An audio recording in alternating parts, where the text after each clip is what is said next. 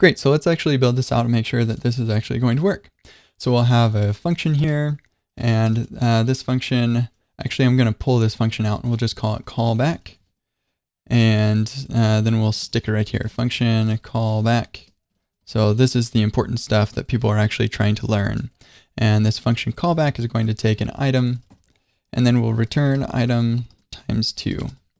If we run that, now we're getting that passing. So now let's implement pluck.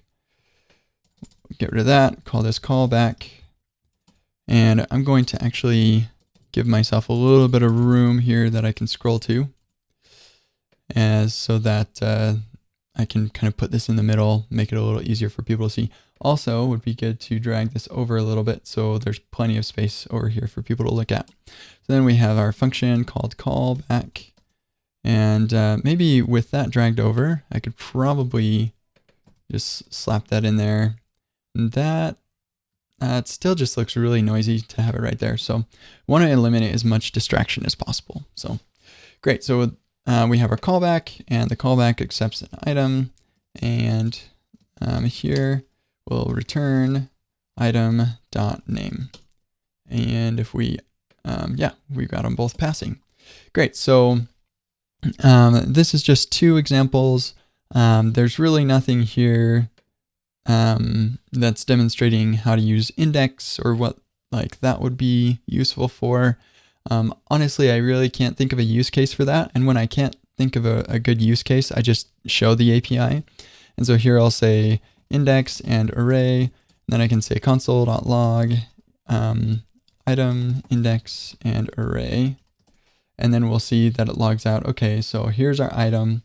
It's Nancy, and then the index is 0, and this is our entire array.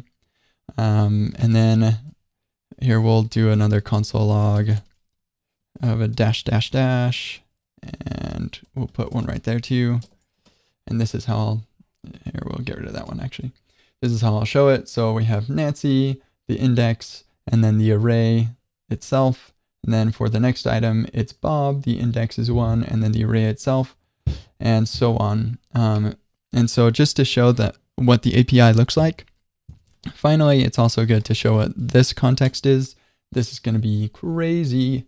And so I'll just explain the default for this is the window, and I can specify it here myself. We'll just say hello world. And then here we'll see that this argument is hello world.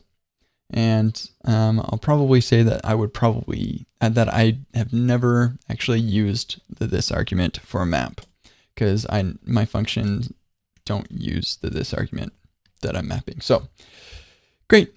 And that is that for what I'll do. So this won't actually be part of my finished product that I show people. I'll just show that live coding and then get rid of it again. So that is the actual solution. Now I'm going to take the actual solution, get rid of it, and put it in CSS as a comment. So generally, this is a good place for it, just because it's right here. But if I need to use CSS or something, or I just don't want to put it in there for some reason, then I'll put it somewhere else, like in a note somewhere or something, just so I can reference it. If it's a GitHub repo or something, then I'll generally commit the final solution and push that, and then look at the diff on GitHub and have that on my other screen so I can see what that looks like. For something like this, I probably won't even need to reference this, and so it's just kind of handy to have it in there though. So then I'll have to get rid of this callback here, so I'll just comment that out, and we'll comment that out. And now we're going to get our error, and I think we're ready to actually start recording our lesson.